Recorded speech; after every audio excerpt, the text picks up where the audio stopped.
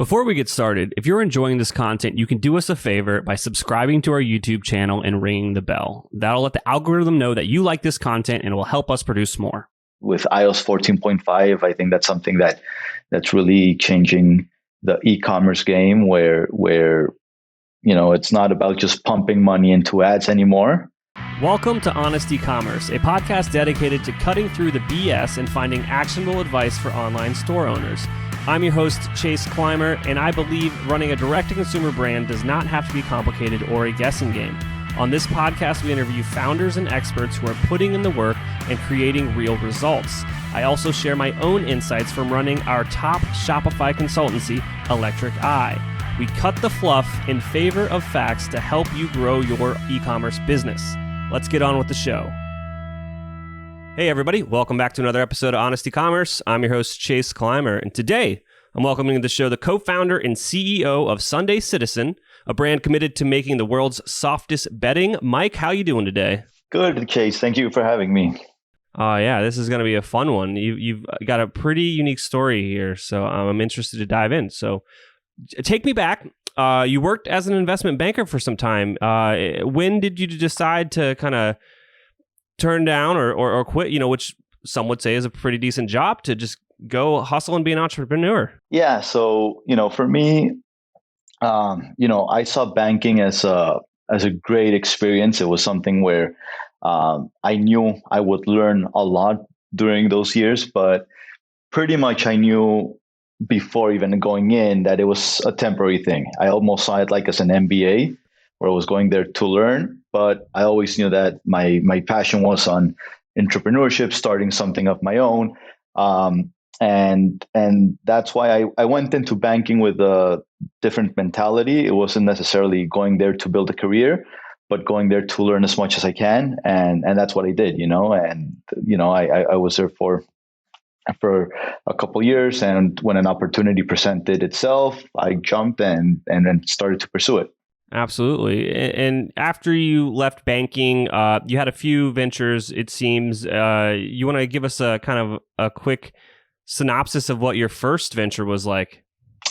Yeah. So the world of entrepreneurship is very choppy, and Sunday Citizen was definitely not my first. And there's a lot of stories in the graveyard. There are a lot of ideas that I tried and they didn't really work. My first business was selling renewable energy products for your home. Like everything from solar water heaters to solar panels, LED light bulbs. It was we had a lot of it was like when this whole eco revolution was starting, and we thought that we wanted to help people upgrade their homes through ecological products. So that was my first project right out of banking, and it didn't work. We tried it for a couple of years. It didn't work. I also tried selling electric motorcycles. Again, didn't really work out, and there were a lot of misses. And then I had my first hit, sort of, with a company called Hive Colony, which does tailor-made suits. So when I was in banking, I saw that there was this huge need for suits, and I had made my suits when I was studying abroad in Hong Kong with a local tailor that made my suits, beautiful fit, very high quality, a fraction of the price of what you would pay with Brooks Brothers or Hugo Boss. So I started to see that there was an opportunity to go after that banking market that I had been part of, and offer this, very unique product with a very high value proposition. So we started Hive Colony, and I actually partnered with another banker that used to work with me at Barclays and Lehman Brothers, and we started with a concept that was called a tailored truck, where we got an old FedEx truck, we retrofitted it, and put a 3D scanner inside the truck. It had some fabrics, a coffee bar, make it a nice experience. And what we would do is that we would park outside of the investment banks. And when the bankers would go out for lunch and everything, we would, they would come into our truck, get scanned, choose their fabrics, and 4 weeks later we would ship out their suit. So that was a very interesting business, and that was the first business that finally started to show some success. Absolutely. And so what I want to really highlight there is you tried a lot of things and you had a lot of fails, and why didn't you just give up after the first one? Yeah, look, to tell you the truth, I was still, it's once you go into entrepreneurship, it's difficult to go back into the corporate world. It's for me, it was easy to go from corporate to entrepreneurship, but I dread the day of having to go back to corporate if I ever have to. And to tell you the truth, I was lucky because in all of these ventures that I started, it all took me. All of them took me to China. I had a lot of work being done in China. I was constantly traveling to China. I even lived there for a couple of years, and I became sort of like a China expert. And I even set up a little office that was doing all the sourcing of products for me. And I would get people, unrelated to whatever business I was pursuing during those years, that they would call me and say, "Hey, Mike, since you have this experience with China, would you help me find X in China? Would you help me find this other product in China?" Right. And I was like, yeah, sure. Why not? For me, it's easy. I'm already here. I already have my office. And I started doing these like little side projects, which gave me that income that I needed to really survive all this time, right? Like it allowed me to have some income for, that took up a very small amount of my time. And I was able to dedicate the rest of the time to all of these other projects that were not necessarily giving me a salary or an income. But I was able to do it because of this other side hustle that I had, So I would say that's what really allowed me to continue all these years as an entrepreneurship until I finally hit what worked, Yeah. So one last question kind of about that phase in your life, which was with all of those, startups and some of them didn't work out. I mean, I'm assuming that there were lessons learned with all of them, and all of that is useful now. Oh, for sure. The amount of lessons that you take out are invaluable, and it's, everything starts to build on that. And the next project you launch, you'll do a better job than the last one, Absolutely. I wish I had the fact, but there's like a startup thing. It's like founders that have done it before, like the more that they failed, the more likely they are to succeed, which is like a really funny way to think about it. Right. Yeah, because you learn what not to do, no? Absolutely. So where did the idea for Sunday Citizen come from? People are always, there's a lot of listeners out there, they want to be entrepreneurs, and just ideating or coming up with something is something that I feel a lot of people have struggle with. Yeah. So my relationship with the whole business started, like I mentioned, I had all these like sourcing clients that were asking to find products in China. So one of them was a hotel owner. He owned several very high-end boutique hotels here in Miami and North Carolina. And he's a guy who's very, very fabric-centric, very focused on the softness of things, right?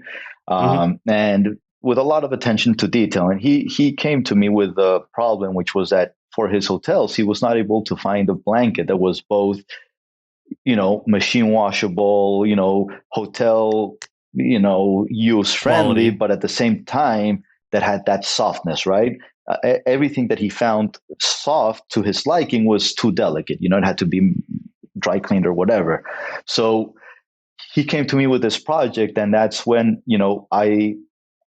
my family has always been in textiles. My great grandfather was in textiles. I'm a fourth generation in the textile business. So I had a lot of expertise in that field, and we helped him develop this blanket for his hotels. It was strictly for his hotels at first, and the blankets were a huge success.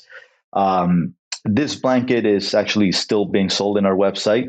It's called the Casablanca Throw, and it was our first product for these hotels. And guests would come into the hotel, and when they would check out, they would say, "Oh, I love the blanket. Where can I buy it?" And they were like, "Well, we can sell it to you." So we started to sell it in the lobbies of the hotels, and it was almost like a 3-year beta where we were constantly getting feedback on the product, making improvements, getting more feedback, making improvements, to the point where we had a really, really nice product, super soft, breathable, machine washable, everything you want in a blanket. So we, I mentioned I had the suit business.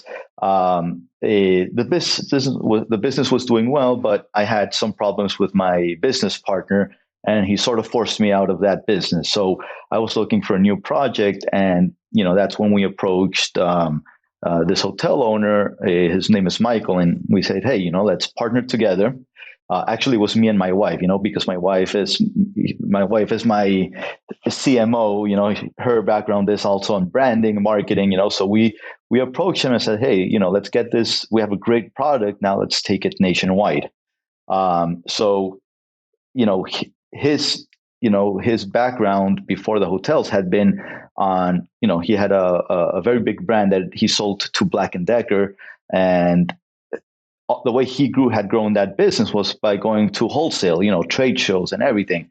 And when we started to look into how to sell these blankets, that was like the first instinct, like, let's go through the wholesale a market, the channel, going to trade shows, etc. But I had already received a lot of experience, with my suit business on the digital marketing side, and my wife also had a lot of experience with the website design and everything. So we sort of pushed on and saying, let's take this as a digitally native brand, going direct to consumers through our website. And that's when Sunday Citizen as a website was born, So we started, our first website sale took place in the summer of 2019.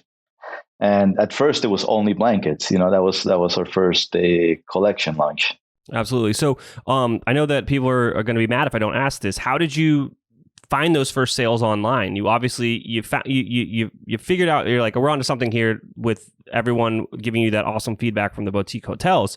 But how did you take that and how did you launch a brand online, and how did you get those first sales? That's the most important. Like, what was that go-to-market strategy? Yeah. So, as you mentioned before, one of the lessons I had learned from my previous business is, you can have a great idea, but you have to have enough marketing for it. Everyone has great ideas. Right, exactly. It all boils down to marketing and having a marketing budget that can really last you. So I went into it knowing that we had to sustain several months of bleeding, of not making money, but being consistent with our marketing spend, and knowing that eventually we would get to a profitable level, right? So we came in with that conviction of saying, we're going to give it X number of months, of knowing that we're not going to be making money. We're going to have very high customer acquisition costs, but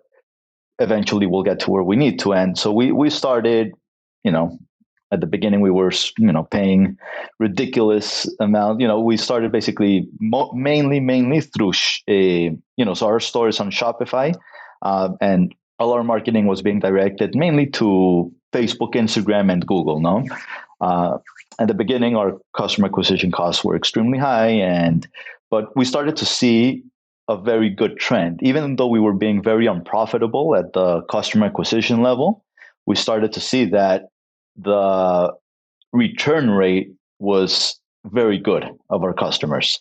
Which is not necessarily that obvious for a company that sells blankets, right? Like, it's not how many blankets can you buy? But we were seeing that people would buy our blankets, and very soon, like literally a few days after receiving that first order, they would like it so much that they would place another order.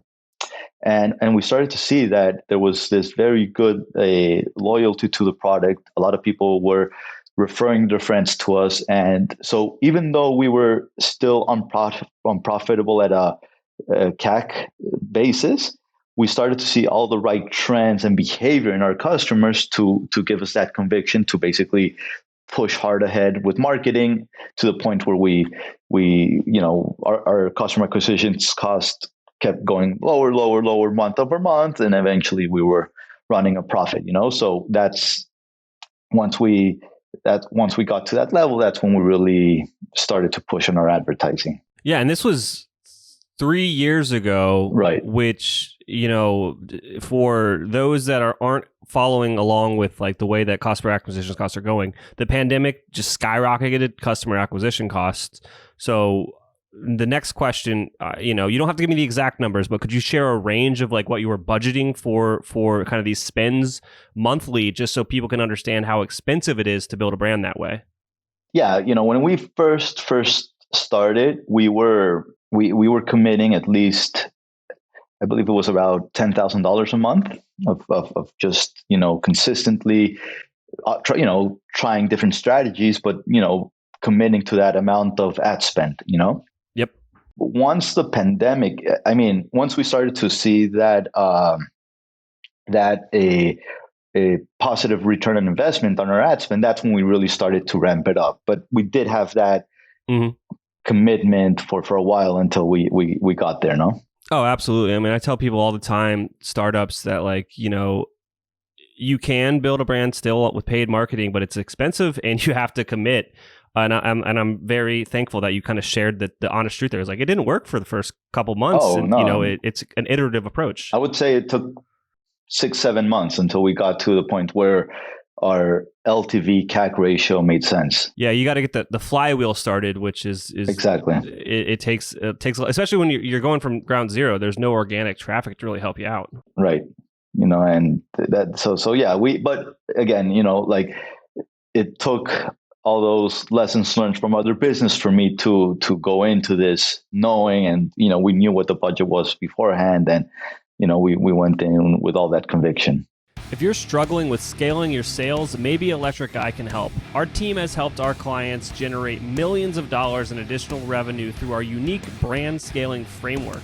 You can learn more about our agency at electriceye.io. That's electriceye.io.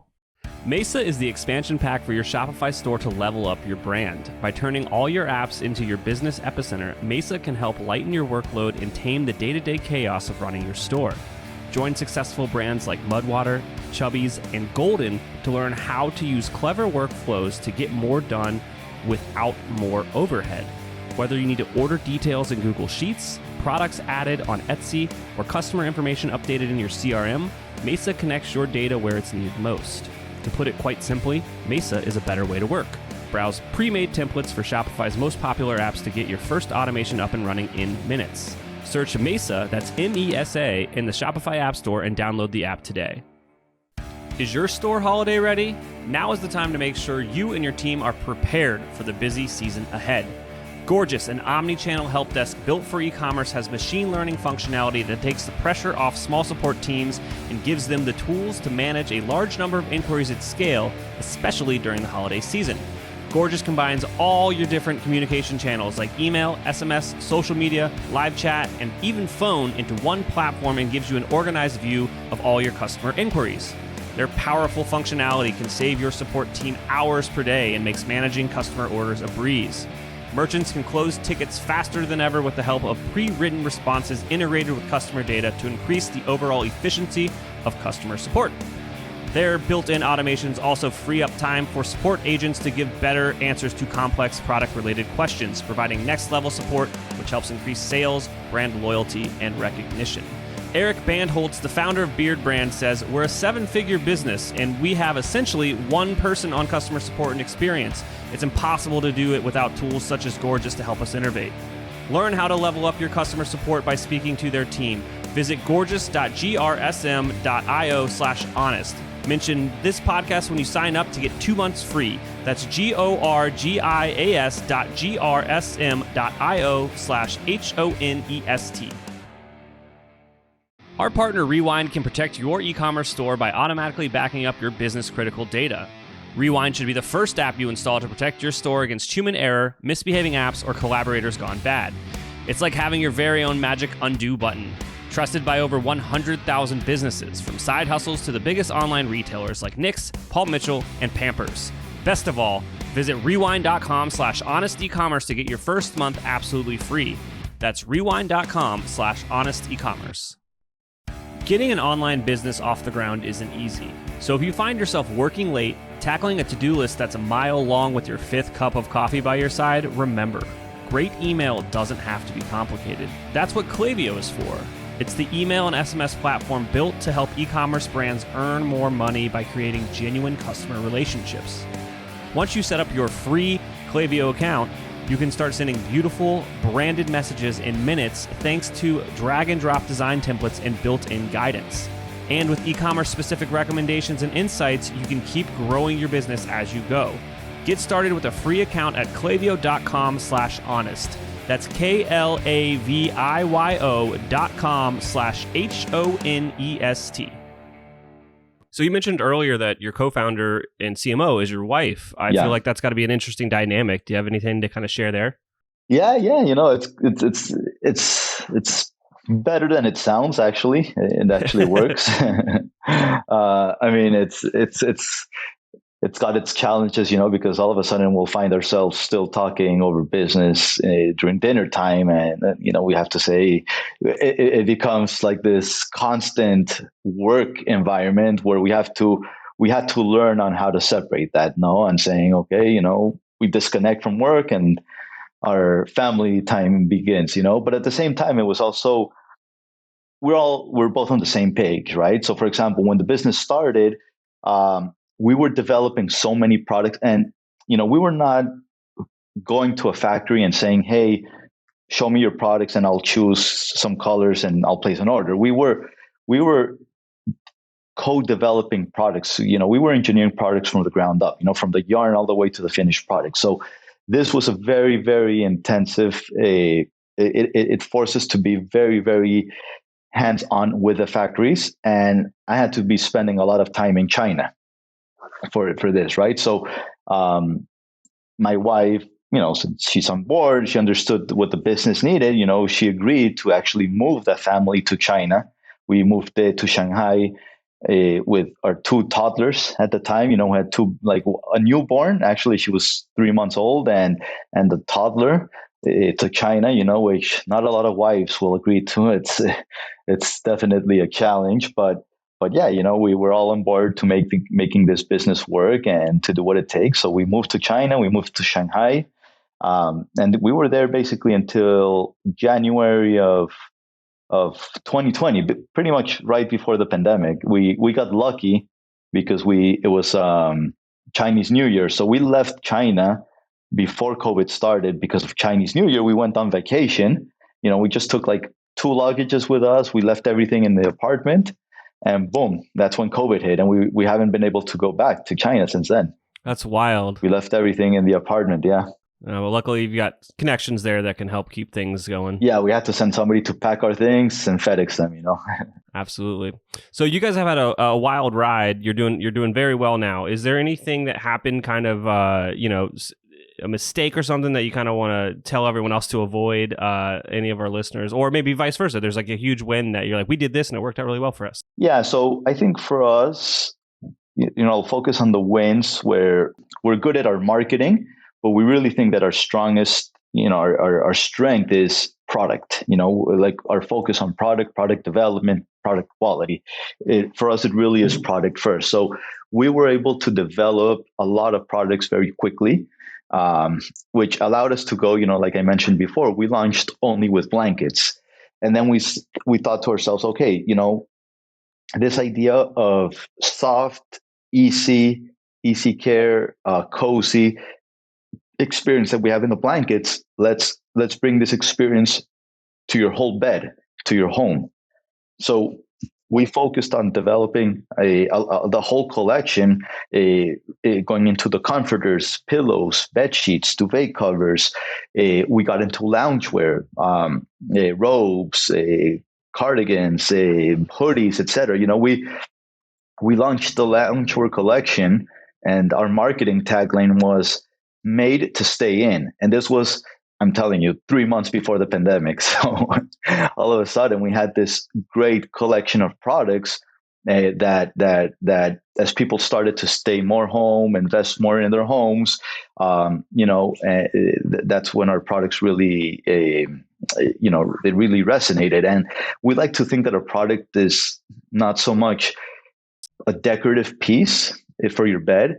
It's something that makes you feel better. It's a product that makes you feel. It's almost like like babies have their security blankies. Like they don't use it for warmth. They use it like for to feel better about themselves. And that's what we found with our products. It was almost like a blankie for adults. Where they during the hard years that were 2020, 2021, people were stressed, people were anxious, not sleeping well. They really found almost this cocoon of softness in our product that just made them feel better, So we were very lucky that we managed to develop this whole range of products before the pandemic, before I had to leave China. And then the real problem was that something, I guess it's not just us, but it's something that we as we started to grow, we started to grow very quickly. Our inventory was not able to catch up, and this was not necessarily because of the logistics problems. We had like two currents going against us. One was the fact that we were growing so quickly, so all our sales projections were constantly being surpassed. So we found ourselves without inventory. And then the second hurdle there was what every other company is facing, which is, logistical delays, nightmares on every front, right? So we had to face those two challenges simultaneously, which was difficult, but luckily we had a great team in China, people that, I had, a team that I had built myself, and we were able to respond, I would say, relatively well. Absolutely. Now, is there anything I forgot to ask you about that you think would resonate with our audience? Yeah, I think that, I think there's a lot of new challenges that have come up, with iOS 14.5. I think that's something that's really changing the e-commerce game where it's not about just pumping money into ads anymore, right? And yeah, look, I think that's it sort of emphasizes the importance of focusing on great product and taking care of your customer, like, yes, getting new customers is important, but taking care of your existing client it can give you a very big competitive advantage in this dynamic, Absolutely. I think that's the advantages of building a true brand over, just kind of trying to make some quick money. Yeah. And, for us, it was actually when we first started, we actually started selling through our website and Amazon at the same time. And we quickly realized that, with Amazon, we were having to spend almost the same amount of money to acquire customers, but they were not really our customers, right? Yeah. They're Amazon. So we got to a point where we were saying, why are we spending money on getting Amazon customers? And that's when we decided to really shift everything into our own websites. We stopped selling on Amazon, and that's what allowed us to really build that connection with the customers, So we have all these touch points. We know what they want. We're able to offer new products when we launch them. It's a whole relationship you build with them, and our customers, thankfully, are very loyal to us. So that's how we've adapted to this new dynamic. Absolutely. And all this talk about these amazing products, where do people go if you pique their curiosity? Yeah, SundayCitizen.co. Absolutely. Follow us on Instagram, and we're in TikTok now as well. So hopefully you see some nice product there. Yeah, we'll make sure to link to it in the show notes. Mike, thank you so much for coming on today. Perfect, Chase. Thank you. All right. I can't thank our guests enough for coming on the show and sharing their knowledge and journey with us. We've got a lot to think about and potentially add into our own business. You can find all the links in the show notes. Make sure you head over to honestecommerce.co to check out all of the other amazing content that we have. Make sure you subscribe, leave a review, And obviously, if you're thinking about growing your business, check out our agency at electriceye.io. Until next time.